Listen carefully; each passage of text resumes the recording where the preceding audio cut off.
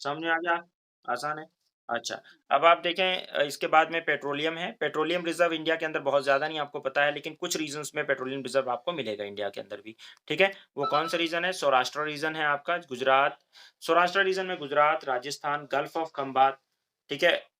ये reason gulf of Khambhat और offshore Mumbai, यहाँ पे आपको सौराष्ट्र रीजन में गुजरात हो गया, Rajasthan, gulf of Khambhat, offshore of Mumbai, यहाँ पे आपको जो है पेट्रोलियम रिज़र्व मिलता है। अपर आसाम शिलांग शेल्फ में भी मिलता है, कटक शेल्फ में मिलता है और कृष्णा गोदावरी बेसिन के अंदर भी हमें पेट्रोलियम रिज़र्व मिलता है, आपको उसमें दिख जाएगा। आसाम के अंदर दिग्बोई जो है, दिग्बोई के अंदर सबसे पुराना है, ठीक है ना? तो दिग्बोई जो है वो और उसके बाद नहरकटिया और ये है शिवसानगर, उसके अलावा डिब्रूगढ़। तो दिग्बोई और डिब्रूगढ़ सबसे ओल्डेस्ट में से आएँगे आपके, ठीक है? ये आसाम के अंदर दिग्बोई और उसके अलावा रिफाइनरीज़ यहाँ पे भी हैं, मिनरल रिच रीजन भी है और रिफाइनरीज़ भी हैं। जैसे दिग्बोई है, ये सबसे पुराने वो उसमें से है, ठीक है? और नूनमाती है और बरौनी है और उसके अलावा बोंगई गोंग है। यहाँ सब आसाम के अंदर आपको पेट्रोलियम रिज़र्व और रिफाइनरीज़ मिलेंगी।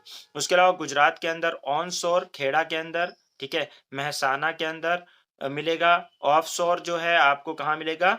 गांधार ऑयल फील्ड या एलियाबेट में मिलेगा। और आपके भी उसके अलावा सनद सनद रिफाइनरी है, हज़ीरा और कोयली रिफाइनरीज़, ये गुजरात के अंदर आपको मिलेगा। उसके अलावा राजस्थान के अंदर बाड़मेर के अंदर, ठीक है? वहाँ पे जो है आपको पता है कायरेंस जो है आपका, ये एक कंपनी आपको पता है, ये तो सुना होगा आप लोगों ने, ठीक है? कैरेंस, ये यहाँ पे माइनिंग कर रही है, यहाँ पे मिनरल रिच रीजन है उसके लिए, बाड़मेर में राजस्थान के अंदर वो कर रही है। उसके अलावा महाराष्ट्र के अंदर मिनरल रीजन जो पेट्रोलियम के लिए है वो क्या है? नीलम ऑयल फील्ड है वहाँ पे, बॉम्बे हाई के अंदर 60% इंडिया का जो प्रोडक्शन इस वक्त वहीं से हो रहा है। साउथ बेसिन, उसमें साउथ बेसिन, अच्छा, बासिन वाला एरिया है, लार्जेस्ट रिजर्व नीलम के अंदर है साउथ बेसिन में। उसके अलावा आपका कृष्णा गोदावरी बेसिन के अंदर अगर आप जाके देखोगे तो वहाँ पे रावा ऑयल फील्ड है। रावा ऑयल फील्ड के अंदर आपको रिलायंस वाले जो हैं और निको, ये लोग जो यहाँ पे वो करते हैं, मतलब पेट्रोलियम निकालते हैं।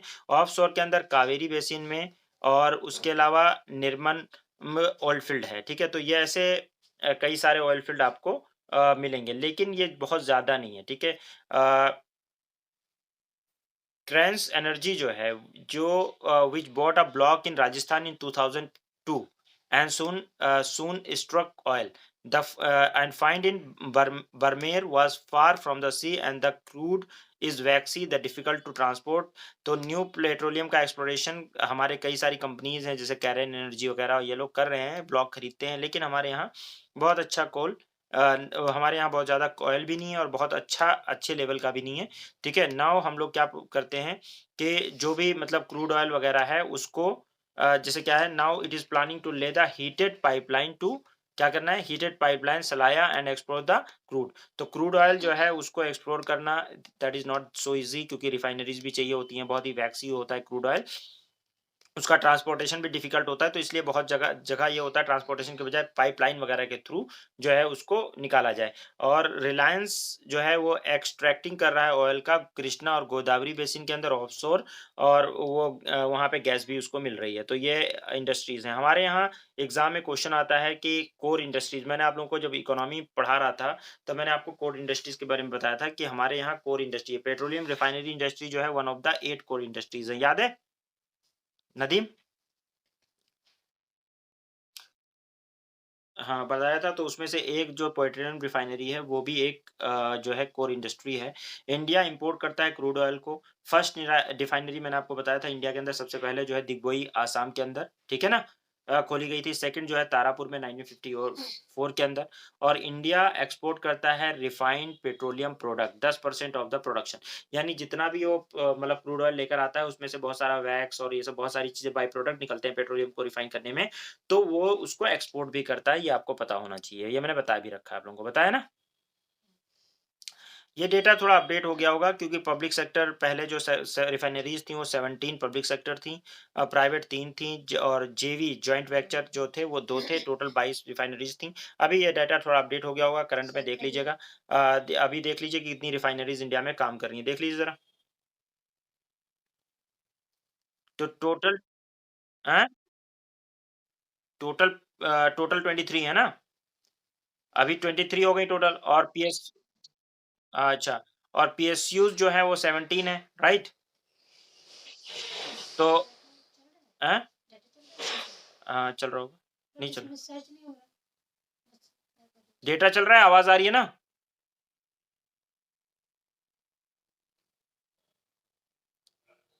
आवाज आ रही है?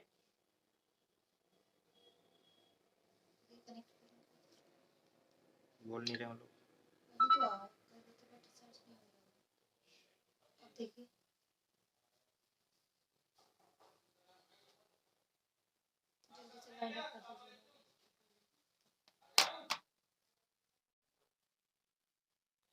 देखिए हमारे यहाँ नदीम हो। अच्छा ठीक है, देखिए ऐसा है कि पीएसयू 17 हैं, अब उसमें जो भी अपडेट होगा करंट में वो कर लीजिएगा। पीएसयू जो हैं रिफाइनरीज पीएसयूज की, जैसे इंडियन ऑयल कॉर्पोरेशन लिमिटेड देखा है, आईओएल, आईओसी, आईओसीएल सुना है ना? Indian oil corporation limited, Indian oil वाले, ये गुवाहाटी में, बरौनी के अंदर, कोयाली के अंदर, हल्दिया में, मथुरा, दिग्बोई, पानीपत और बोंगाईगांव के अंदर इन्होंने लगा रखा है अपनी रिफाइनरीज, ओके। उसके अलावा हिंदुस्तान पेट्रोलियम जो है उन्होंने मुंबई और विशाखापट्टनम में लगा रखा है। भारत पेट्रोलियम जो है बीपीसीएल, उसने मुंबई और कोची में लगा रखा है। चेन्नई पेट्रोलियम कॉर्पोरेशन है वो उसने मनाली और नागापट्टिनम में लगा रखा है। उसके अलावा जो है आपका ये है नामलीगढ़ रिफाइनरी है, ये नामलीगढ़ में लगा रखा है, और मैंगलोर में एमआरपीएल लगा रखा है, रिफाइनरी हैं। और उसके अलावा तातीपाका आंध्र प्रदेश के अंदर ओएनजीसी ने लगा रखा है। तो ये रिफाइनरीज हैं जो रिफाइन करती हैं पेट्रोलियम को, 17। तीन जो हैं वो प्राइवेट सेक्टर वाली, रिलायंस ने एक जामनगर गुजरात के अंदर और यनम और पौंडीचेरी के अंदर जो है लगा रखा है 2। तीसरा इस्सर ने जो है वादी नार में, वादी नार गुजरात के अंदर। उसके अलावा आपका क्रायन ने, ठीक है, कैरन ने आपका अमालपुरम आंध्र प्रदेश के अंदर लगा रखा है। तो ये जॉइंट, और उसके अलावा जॉइंट वेंचर है, जॉइंट 2 जॉइंट वेंचर कौन-कौन से हैं? बीना एमपी के अंदर, भारत पेट्रोलियम और ओमान की मदद से लगा हुआ है। उसके भारत और ओमान ने लगाया हुआ है इसमें बीमा के अंदर, एमपी के अंदर। उसके अलावा एचपीसीएल ने और मित्तल ग्रुप ने जो है भटिंडा में लगा रखा है। 2 जॉइंट रिफाइनरीज़ भी हैं। तो ऐसे, और अगर कोई जैसे करंट में अपडेट होता है तो उसको आप लोग कर सकते हो। तो इंडिया में ये क्वेश्चन है, find the correct statement, India refined capacity exceeding the demand, India has only 3 private sector refineries. तो यहाँ पे आपका कौन क्या वो है, कौन सा आंसर सही हो जाएगा? बोथ करेक्ट हैं। इंडिया के पास 3 प्राइवेट सेक्टर रिफाइनरीज हैं, मतलब उस समय थी, अब अगर अपडेट होगा तो आप देख लीजिएगा उस समय के डाटा के हिसाब से।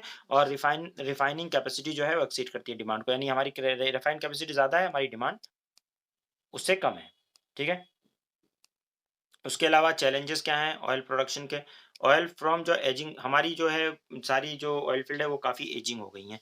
ऑयल फ्रॉम एजिंग फील्ड हो गई हैं, एक्सेप्ट आपका कृष्णा गोदावरी बेसिन और राजस्थान का छोड़ के, आपका सारी जगहों पे जो दिग्बुई जो है वो सबसे पहली रिफाइनरी थी, वो लोएस्ट आउटपुट है इस वक्त वर्ल्ड में, सबसे कम आउटपुट दे रही है वो, काफ़ी एग्जॉस्ट हो चुकी है। उसके अलावा आपका रिफाइनरी अपग्रेड भी नहीं गई है, शॉर्टेज ऑफ मैन है, क्रूड ऑयल और फाइनेंस सबकी शॉर्टेज है। चैलेंजेस जो है वो आपका इन्वायरमेंटल चैलेंजेस भी इश्यूज आते हैं, बंद ब्लॉकेट होता रहता है।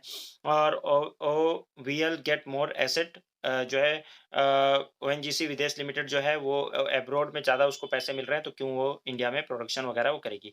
तो यहाँ पे पेट्रोलियम की हमने बात कर ली। उसके बाद में आता है नेचुरल गैस। तो नेचुरल गैस की बात हम लोग नेक्स्ट क्लास में करेंगे। ये नेक्स्ट क्लास में इंशाल्लाह हो जाएगा। अभी पेट्रोलियम देख लिया हमने, कोल और पेट्रोलियम दो रिजर्व देख लिए हैं।